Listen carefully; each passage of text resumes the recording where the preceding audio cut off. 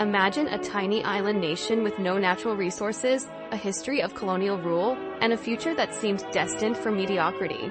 Yet today, this country is one of the wealthiest, cleanest, and most advanced nations in the world. Welcome to Singapore, where innovation, resilience, and vision transformed it into a global powerhouse. But how did they do it? The story of Singapore is one of the greatest success stories in modern history, and we're about to uncover how they achieved the impossible. Singapore, a Southeast Asian nation, occupies just 728 square kilometers, about the size of New York City. Despite its small size and lack of natural resources, Singapore has become a global hub for finance, trade, and innovation. Its per capita GDP, once equivalent to Ghana's in 1960, now rivals some of the richest countries in the world. But this success wasn't handed to Singapore on a silver platter.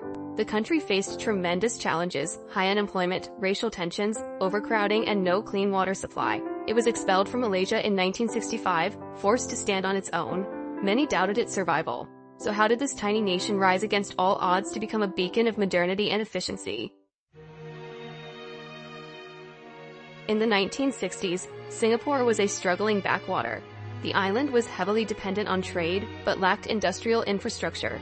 Its port was outdated, the population was largely unskilled, and the unemployment rate was soaring. The streets were filled with makeshift housing, sanitation was poor, and racial riots in the early 1960s highlighted social instability. Adding to this was Singapore's lack of resources. The nation didn't even have its own freshwater supply, relying on Malaysia to meet its basic needs. Politically isolated, economically unstable, and facing intense poverty, Singapore was considered a poisoned chalice of independence. The big question was, how could Singapore turn this seemingly hopeless situation into a platform for growth?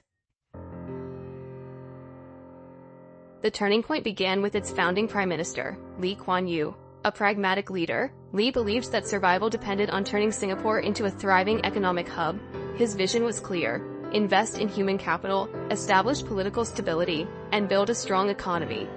Lee and his team adopted policies focused on industrialization, inviting multinational corporations to set up factories, offering tax incentives and a stable environment.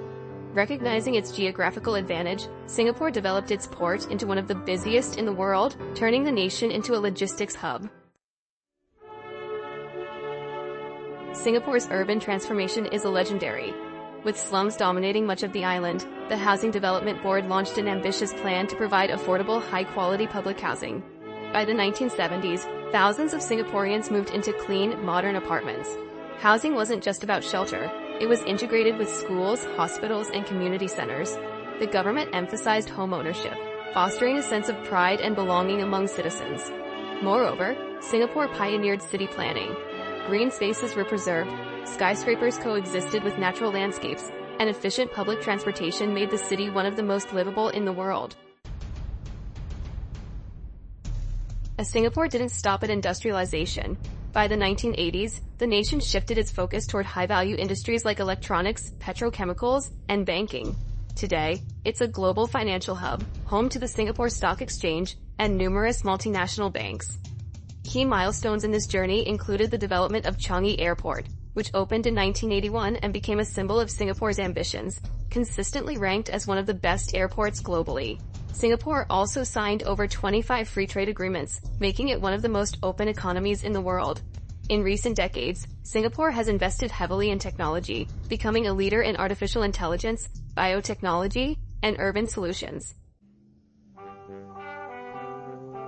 Singapore's leaders knew that its greatest resource was its people.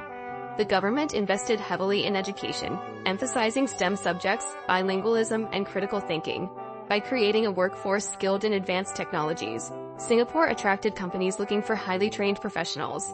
Its universities, such as the National University of Singapore, rank among the best globally, further cementing its reputation as a hub for talent.